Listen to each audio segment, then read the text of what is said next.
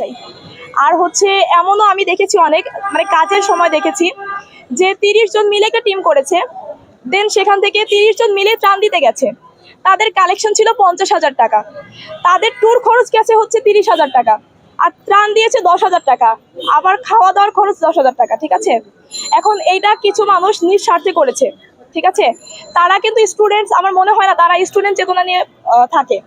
এখন ব্যাপার হচ্ছে সবাই অনেকেই কাজ করেছে, আমি সবাইকে অনেক অ্যাপ্রিসিয়েট করি। আমাদের গোল একটাই ছিল, ভাইয়া যেটা বলেছে, আমরা হচ্ছে যারা পুনর্বাসন নিয়ে, আমি আজকে যেটা এখন আমি ঘোষণা করবো সেটা হচ্ছে আমাদের ত্রাণ কার্যক্রম এই মুহূর্তে শেষ হচ্ছে এবং আমাদের পরবর্তী কার্যক্রম হচ্ছে পুনর্বাসন কার্যক্রম।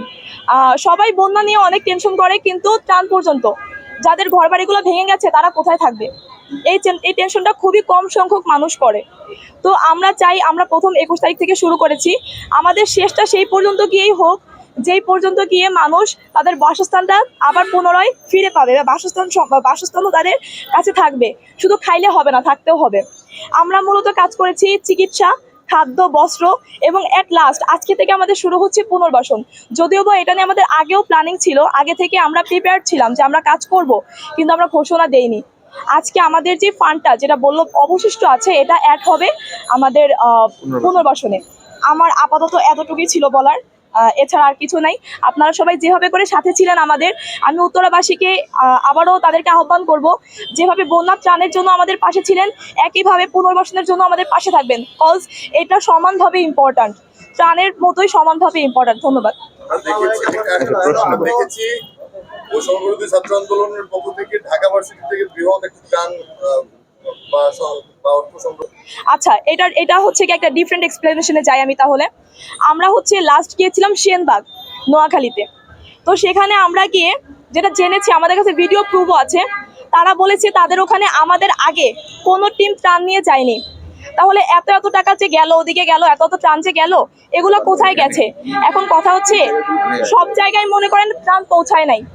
দ্যাটস ওয়াই আমাদের যেটা লক্ষ্য ছিল, যাদের কাছে পৌঁছাচ্ছে না আমরা তাদের কাছে একটু পৌঁছাই, একটু ঘরে ঘরে গিয়ে দেখে আসি যে তারা কেমন আছে, একটু কথা বলে আসি, আহামরি ক্ষতি হয়ে যায় না একটু কথা বললে। তো এই জন্যই হচ্ছে আমরা উত্তরা থেকে যারা অনেকে আছে ওইখানে কানেক্টেড হতে পারেনি, ঠিক আছে, অন্য টিমকে আমরা চাই নাই প্রেশার দিয়ে তাদের উপর সবকিছু চাপাই দিতে, পসিবল হয় নাই সব জায়গায় যাওয়ার সবার। আমরা ওখানে গিয়েছি, আমাদের পক্ষে পসিবল হয়েছে, আমাদের ফ্রেন্ড ছিল, কল দিয়ে বলেছে, আমরা গিয়ে পর্যবেক্ষণ করেছি, তাদের পর্যন্ত কন্ট্যাক্ট নাও করতে পারে, তাই না? এতটুকুই ছিল।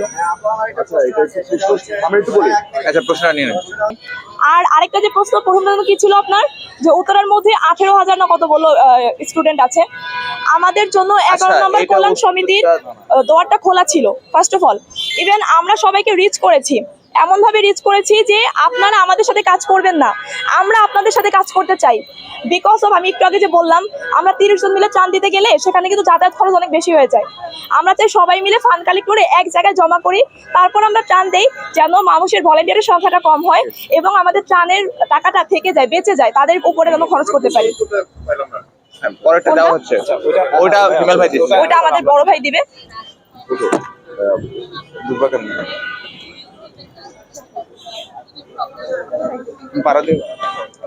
আপনাদের যে প্রশ্নটা ছিল যে 160 টাকা করে যদি পড়ে, তাহলে সেক্ষেত্রে আমরা 8 লক্ষ মানুষকে 5,000 মানুষকে এই 8 লক্ষ টাকা দিয়ে কিভাবে কভার করলাম এবং মানুষের কাছে কিভাবে পৌঁছে গেলাম।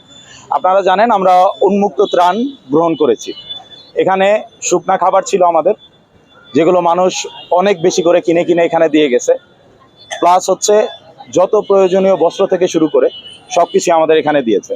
ব্যাপারটা এমন না যে ওই টাকার মাধ্যমেই আমরা ত্রাণ কিনে দিয়েছি, এটা এমন না। যেখানে ওপেন ত্রাণের ব্যবস্থা ছিল সেখানে মানুষজন শুকনা খাবার, চাল, ডাল থেকে নিত্য প্রয়োজনীয় জিনিস, মেডিসিন থেকে শুরু করে সব কিছুই, কাপড় চোপড় যা দরকার একটা ত্রাণের কার্য পরিচালনা করতে, মানুষ ওইভাবেই আমাদেরকে হেল্প করছে।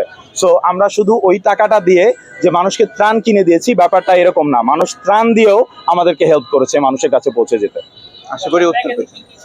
আচ্ছা, আমরা প্রথমে শুকনো খাবার দিয়ে শুরু করি, যেখানে বিস্কিট, যেখানে পানীয় এবং স্যালাইন, ওষুধ, মেডিসিন থেকে শুরু করে মুড়ি, চিরা, গুড়, এগুলা সব ধরনের, মোমবাতি থেকে শুরু করে স্যানিটারি ন্যাপকিন, শিশু খাদ্য, গুঁড়া দুধ, আমরা সবকিছু প্রোভাইড করতে সক্ষম হয়েছি মানুষের সহযোগিতার জন্য।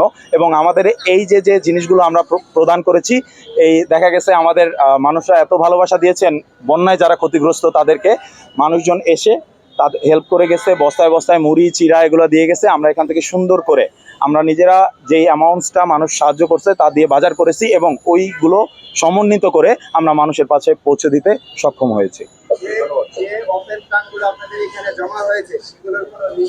জি, এখানে আমি একটা ক্লিয়ার কথা বলি, এখানে আমাদের যারা ওপেন ত্রাণ দিতে এসেছে ম্যাক্সিমাম লোকজন এসে বলছে আমার নাম লেখা যাবে না। উপরে একজন আছে, উনি আমার নাম লিখে রাখবেন।